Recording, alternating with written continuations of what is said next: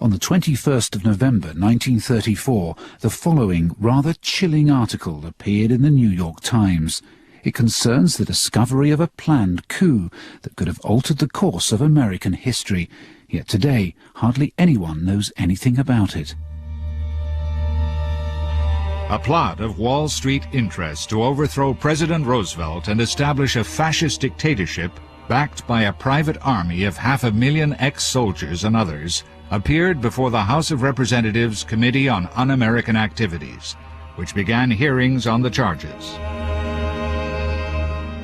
If these long-forgotten accounts can be relied on, I seem to be looking at an attempt to set up a fascist government in the land of the free. A coup that could have toppled one of America's most revered presidents, paved the way for a possible alliance with Italy and Germany, and thereby change the complexion of World War II.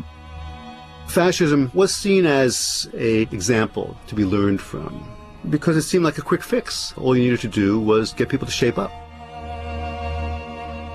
You could have had a handful of the wealthiest people in the United States found guilty of treason and sentenced to death.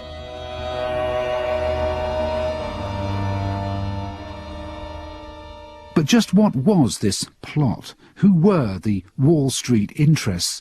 Or was this nothing more than a moment of paranoia from a national media not renowned for its self-restraint? Well, the answers to some of these questions may have to wait until I can get my hands on the bulk of the evidence, documents detailing evidence heard behind closed doors by a congressional committee. But I already have the official statement released by that committee when it reported back to Congress. Its members clearly had no doubt that a fascist coup was in the offing. In the last few weeks of the committee's official life, it received evidence showing that certain persons had made an attempt to establish a fascist organization in this country. There is no question that these attempts were discussed, were planned, and might have been placed in execution when and if the financial backers deemed it expedient. So, such a plot, backed by powerful people, was waiting in the wings. That much is very clear. The most important testimony in these records is from a senior commander of the U.S. Marines, Major General Smedley Butler. I was in the Marine Corps 33 years and 4 months on the active list. Major General Butler came before the committee of his own free will. He had, he said, been contacted by a well-connected New York City broker called Gerald Maguire. Maguire met Butler a number of times and slowly revealed his audacious plan. He and his financial backers wanted Butler, a highly decorated war hero, hugely respected by rank-and-file soldiers, to rouse an army of World War I veterans, many of whom were angry that a bonus they'd been promised had yet to be paid. The idea was that the general would use these men to help seize the White House, just like Hitler and Mussolini had used their private armies to bully their way into power. At the time, Butler, a staunch defender of democracy, went along with the plan, but he was secretly appalled.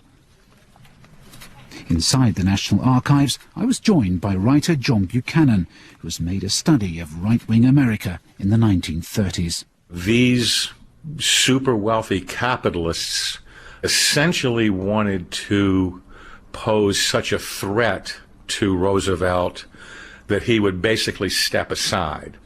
If FDR would not cooperate and step aside, they would execute him, kill him. Smedley Butler's testimony shows the plot was at an advanced stage.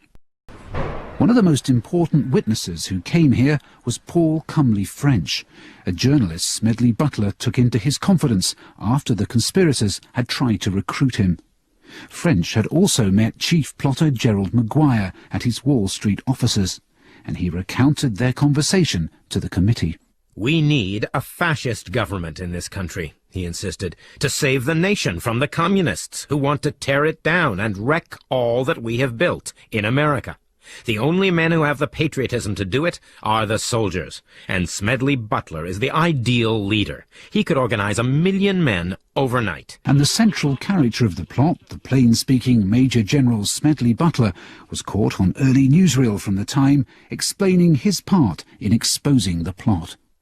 I talked with an investigator for this committee. He told me they had unearthed evidence linking my name with several such veteran organizations. As it then seemed to me to be getting serious, I felt it was my duty to tell all I knew of such activities to this committee. My main interest in all this is to preserve our democratic institution. So Smedley Butler remained adamant that he was the target of a fascist plot. On the 17th of February 1935, just after the committee had published its findings, he had this to say on Radio WCAU.